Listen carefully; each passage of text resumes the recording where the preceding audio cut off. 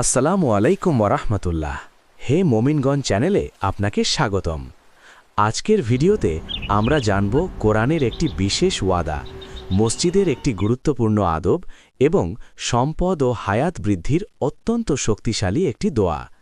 প্রথমেই চলুন পবিত্র কোরআন থেকে জানি আল্লাহকে ভয় করলে বা তাকওয়া অবলম্বন করলে তিনি আমাদের কি পুরস্কার দেবেন।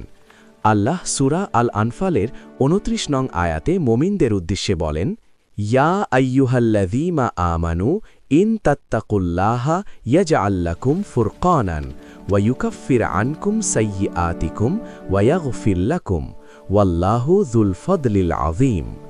অর্থ, হে ঈমানদারগণ, যদি তোমরা আল্লাহকে ভয় করো তবে তিনি তোমাদেরকে সত্য ও মিথ্যার পার্থক্য করার শক্তি দেবেন, তোমাদের গুনাহসমূহ দূর করে দেবেন এবং তোমাদের ক্ষমা করবেন, আর আল্লাহ মহা অনুগ্রহশীল।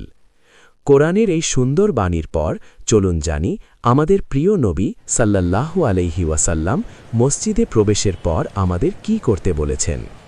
আমরা অনেকেই মসজিদে ঢুকেই সরাসরি বসে পড়ি, অথচ সহিহ বুখারীর ৪৪৪ নং হাদিসে রাসূলুল্লাহ সাল্লাল্লাহু আলাইহি ওয়াসাল্লাম বলেছেন, তোমাদের কেউ মসজিদে প্রবেশ করলে সে যেন বসার পূর্বে ২ রাকাত সালাত আদায় করে নেয়। একে তাহিয়াতুল মসজিদ সালাত বলা হয়। দোয়াটি হল, আল্লাহুম্মা কসির মালাহু ওয়া ওয়ালাদাহু ওয়া আতিল উমরাহু ওয়া গফির লাহু ওয়া বারিক লাহু ফীমা রাযাকতাহ। অর্থ, হে আল্লাহ, আপনি তার অর্থ, সন্তান ও বয়স বাড়িয়ে দিন, তাকে ক্ষমা করুন এবং তার রিজিকে বরকত দান করুন। আমিন।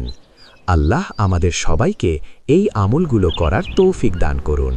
ভিডিওটি ভালো লাগলে শেয়ার করে অপরকে জানার সুযোগ করে দিন এবং আমাদের চ্যানেলটি সাবস্ক্রাইব ও পেজটি ফলো করে সাথেই থাকুন। জাযাকাল্লাহু খাইরান।